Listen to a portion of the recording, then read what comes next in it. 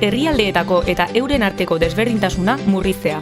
Zenbateratako desberdintasuna ezagutzen duzu? Inoiz pentsatu alduzu horri buruz? Diru-sarreren desberdintasuna larria da benetan. Biztanleen 10% aberatsenak munduko diru-sarrera guztien ia erdiak dituelako. Gainera, beste erabateko desberdintasunak ere badaude. Generoa, adina, orientazio sexuala, jatorri etnikoa, erlijioa. Zergatik geldiarazi behar dugu? Desberdintasunak hazkuntza ahultzen duelako, txirotasuna sustatzen duelako, eta pertsonen buruestimoa eta garapen sentipena murrizten dituelako. Desberdintasunak delinkuentzia, gaixotasunak eta ingurumenaren degradazioa ere elikatzen ditu. Kalteak dira nagusi. Desagerrarazi dezagun.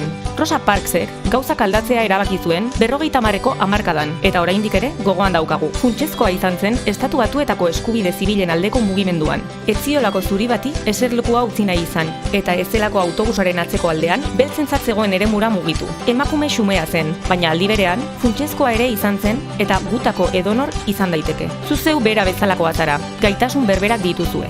Bat, laguntza humanitariorako baliabideak eman, hondamendi naturalen eta gerren ondorioz sortutako desberdintasunari aurre egiteko. Elikagaiak, ibuprofeno, laguntza txikia alde ikaragarria izan daiteke. 2. Soldata etenen desagerpena sustatu zeure ingurunean. Herrialde garatuetako desberdintasunaren adierazgarri handienetakoak dira. 3.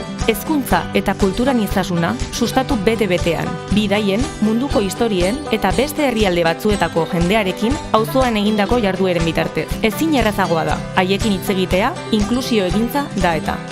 4. Ume baten eskolaratze prozesua babestu zeure etxetik. Bere bilakaeraren jarraipena egin ahal izango duzu eta etorkizuna aldatuko diozu. 5. Antzematen duzun edozein desberdintasunen berri eman, baina batez ere, pertsona zaurgarri baten aldean zure mesederako denean. Zure zeregina garrantzitsuena da. Gizarte bidezkoagoa lortuko dugu gaur, bihar gozatzeko.